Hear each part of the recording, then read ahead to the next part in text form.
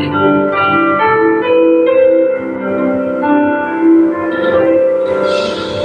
hei Giêsu thương kết nào quen ba lần họ rô máu kết thừa lẽ ngồi nào rao nào chết mà lừa khi tập Giêsu xin ơn vài cường yon lạc mà cường ăn cơn nào khen yon lạc mà cường Hallelujah, bang bang, Giêsu Christ lên một đau đi, bang khen đau thương, ta xin tâm thương. Giêsu buông ta xin tâm can, giọt nào bị thương, buông đã bằng, nào chỉ quen thương. Bằng đường lẽ đồng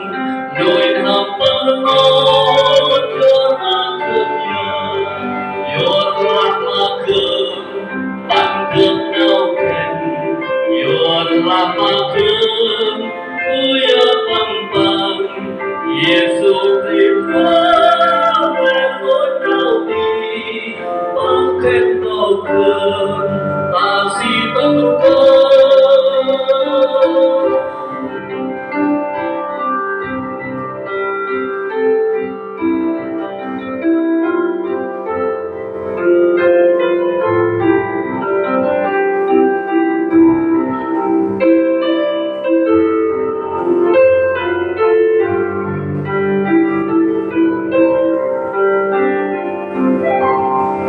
Tu hei Giêsu thương kết nào quen mà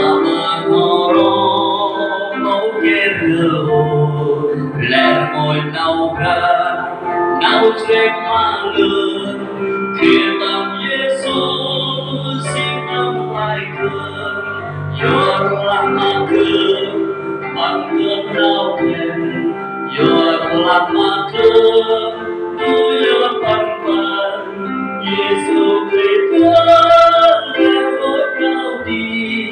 bằng khen đau thương ta xin tâm cơn đi bằng đau máu tay giấc nào ra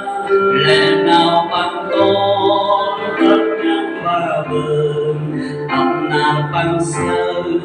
trên mắt hương nhân tâm lẽ ngốt tố xuống đi gần nè yod lạc mà thương bằng thương nào khen yod lạc mà thương uya bằng bằng Giêsu Christ lên nỗi đau đi bằng khen đau thương ta xin tâm thương yod lạc mà thương bằng thương nào khen yod lạc mà thương uya bằng bằng Giêsu Christ lên nỗi đau đi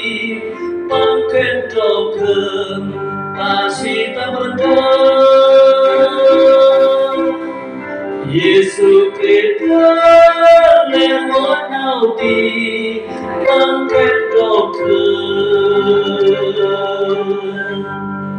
ta xin tâm thương.